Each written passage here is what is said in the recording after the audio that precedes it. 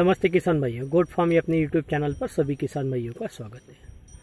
अभी जो पिछले कुछ वीडियोस आए उसमें कुछ लोगों ने कमेंट किया था कि भाई गोट फार्मिंग का फ्यूचर क्या रहेगा, तो अगले 10 सालों में किस तरह से गोट फार्मिंग रहेगी। तो ये वीडियो के लिए हम लोग स्टडी कर रहे हैं थोड़ा अभी क्या क्या चेंजेस हो सकते हैं और क्या क्या हो सकता है अगले 10 सालों में। पर फिलहाल हम लोग ये वीडियो बना रहे हैं वो स्पेशली टुडेज के दिन पर कि आज क्या हो रहा है गोट फार्मिंग के लिए। जिस तरह से ये महामारी छाई हुई है पूरे वर्ल्ड के अंदर, तो क्या हुआ, बहुत सारे जो बिजनेस है वो लॉस में गए, बहुत सारी कंपनियां बंद हो गई है, छोटे मोटे जो भी व्यवसाय थे वो बहुत अच्छी तरह से यहाँ पे नुकसान लेके बाहर है। तो इस कारण क्या हुआ, बहुत सारे लोगों की स्पेशली जो बड़े पेमेंट वाले थे, बड़ी बड़ी कंपनियों में, इंडस्ट्रीज में या बड़े जॉब पे थे, उन लोगों के जॉब भी चले गए हैं या उनको कंपनी ने कहा है कि भाई आपको इतना पेमेंट आगे से हम लोगों को देना पॉसिबल नहीं है, तो वो सब लोग अभी जॉब छोड़ रहे हैं या फिर उनको कुछ को निकाल दिया है, तो सब लोग अभी घर पे। तो ये जो कोरोना महामारी हुई है, इस कारण जो पूरे वर्ल्ड के इकोनॉमी पे इम्पैक्ट आया है, तो उसका बढ़िया सा और एक पॉजिटिव इम्पैक्ट एग्रीकल्चर पर भी आया है। तो बहुत सारे लोग एग्रीकल्चर सेक्टर में आ रहे हैं और एग्रीकल्चर में हमारा जो सब सेक्टर है गोट फार्मिंग, इसके अंदर भी बहुत सारे किसान भाई आ रहे हैं, या किसान भाई बोलने से अच्छा तो मैं कहूँगा कि बहुत सारे बिजनेसमैन, मैनेजर्स, सेल्समैन वो लोग आ रहे हैं अभी। तो ये जो मेक ओवर किया है हम लोगों ने, आज किसान टाइप लुक बनाया है, शेविंग बढ़ाई है हम लोगों ने, थोड़ा सा अभी खेत में काम करके आए हुए हैं तो पसीना भी आया हुआ है। तो ये लुक हम लोगों ने इसलिए बनाया स्पेशली कि क्या हो रहा है, जो भी लोग अभी विजिट पे आ रहे हैं वो फुल्ली जो एसी ऑफिसेस में बैठने वाले लोग थे वो आ रहे हैं यहाँ पर। सूट बूट में रहते हैं, टाई वगैरह तो नहीं लगाता है कोई गोट फार्मिंग विजिट को आता है। तो बहुत सारे लोग उस तरह से यहाँ पे विजिट के लिए आ रहे हैं और गोट फार्मिंग में इंटरेस्टेड है।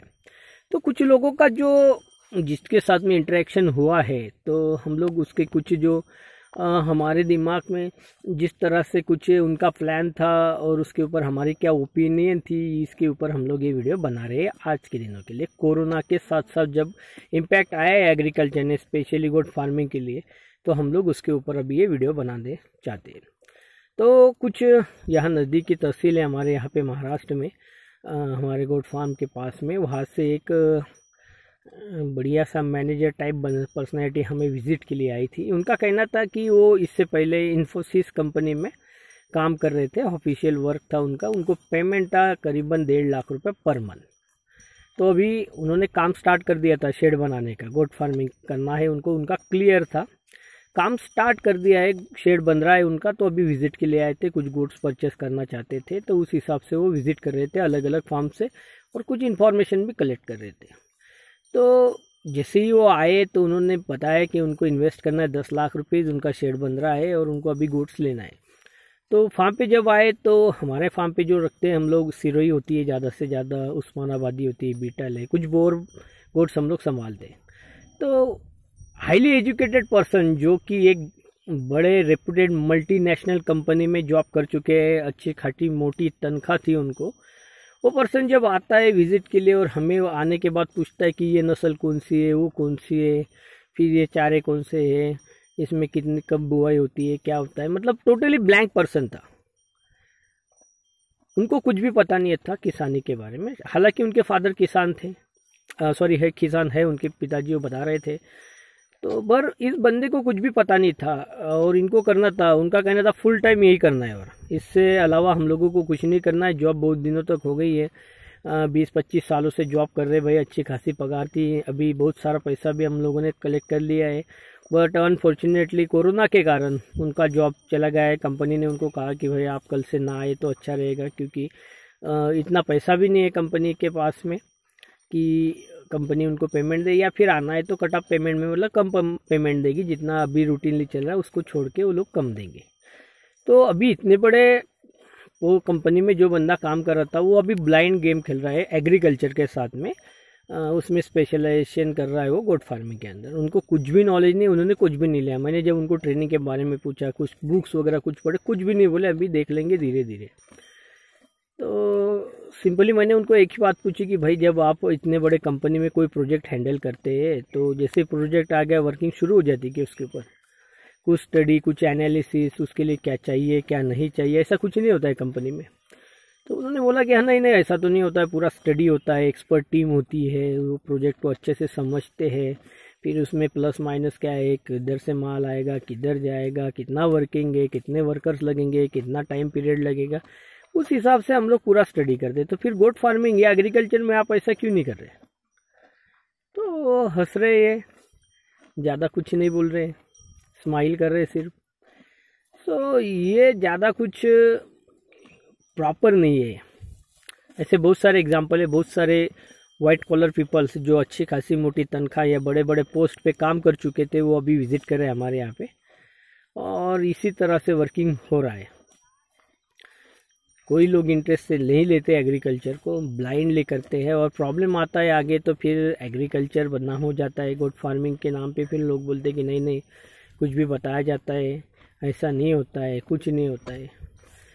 2 नौजवान बच्चे आए थे, हालांकि उन्होंने 2 साल जॉब किया था एक अच्छी खासी मल्टीनेशनल कंपनी पूना में, तो पेमेंट भी अच्छी थी बोले, पर क्या है बर्डन बहुत था वर्किंग का, और कोरोना के कारण उन लोगों को भी जॉब छोड़ना पड़ा था। तो अभी वो रेगुलरली एग्रीकल्चर में आ रहे थे, उनका तो शेड भी रेडी था, वो पेमेंट भी लेके आए थे, बकरी लेना है, बकरी लेने आए, कौन सी नस्ल लेना है पूछ रहे हमें।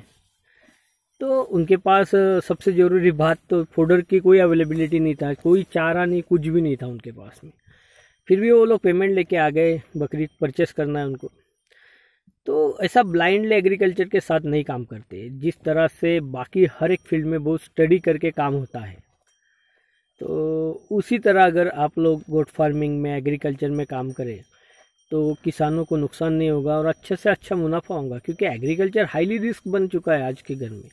और उस हाईली रिस्क बिजनेस में अगर आप ब्लाइंडली कुछ काम करना चाहोगे तो मुझे तो लगता है किसान भाइयों आप टोटली लॉस में ही रहने वाले।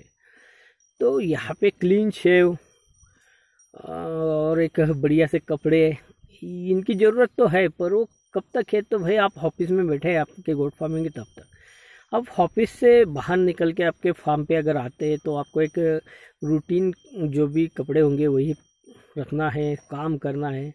ये मिट्टी वाला काम है, जो मिट्टी में काम करेगा, जिसके हाथ पैर कपड़े पे मिट्टी लगेगी वही यहाँ पे सक्सेस होगा। क्योंकि देखो बहुत सारे प्लान्स आते रहते हैं, आपने बहुत पहले भी देखा है चीटिंग हुई है कि बड़ी सी मल्टीनेशनल टाइप कंपनीज लोग बना लेते हैं, फिर इतने पैसे दो हम बकरी रखेंगे आपसे और इतना फिर मुनाफा होगा, ऐसा सब कर चुके। और पूरे भारतवर्ष में ऐसे बहुत सारे फ्रॉड्स हुए हैं, बहुत सारे लोग इसमें लॉस में गए हुए हैं। तो मेरा कहना यही है कि अगर आपको एग्रीकल्चर में गोट फार्मिंग में आना है तो आपको पहले तो थरो नॉलेज, पूरा अच्छा खासा स्टडी नॉलेज, पूरा डिटेल आपको लेना है। उसके बाद ही आपको खुद यहाँ पे काम करना है एज अ वर्कर, तो ही आप ज़्यादा से ज़्यादा मैं कहूँगा सक्सेस होंगे। नहीं तो यहाँ पे सक्सेस रेट बहुत कम है। और सक्सेस रेट कम है क्योंकि ये डिफ़िकल्ट है इसलिए नहीं, तो लोग कॉमनली जो ही गलतियाँ करते हैं, एक तो स्टडी नहीं करते, किसी दूसरे के भरोसे पे कर लेते हैं। तो मैं कहूँगा कि ये कुछ नहीं करना है, आपको खुद इन्वॉल्व होना है। आपको आप एक मल्टीनेशनल कंपनी में अभी जॉब नहीं कर रहे हैं, आप खुद की एक मल्टीनेशनल कंपनी बनाना चाहते हैं, तो आप पहले हिस्ट्री देख लो सभी लोगों की, इन्फोसिस से लेके तो जो भी बड़ी बड़ी कंपनियां हैं जो इस्टेब्लिश हुई है, किसी बंदे ने उसको इस्टेब्लिश किया तो उन्होंने कितना स्टडी किया है। नारायण मूर्ति सर ने कौन कौन से स्टेजेस से काम करके क्या क्या मतलब उनको तकलीफ हुई है, प्रॉब्लम्स आए, वो सब करके उन्होंने इन्फोसिस को बनाया है। तो अभी इन्फोसिस का वर्कर अगर इस तरह से एग्रीकल्चर में आके उसको लाइटली लेता है एग्रीकल्चर को, तो मुझे नहीं लगता है कि एग्रीकल्चर के लिए अच्छा है।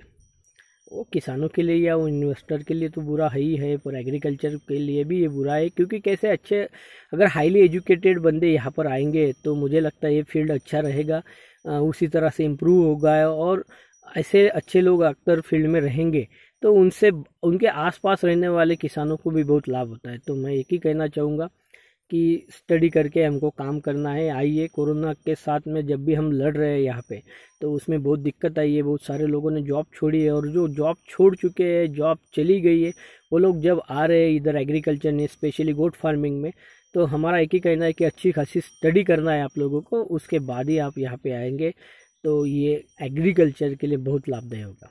धन्यवाद किसान भैया।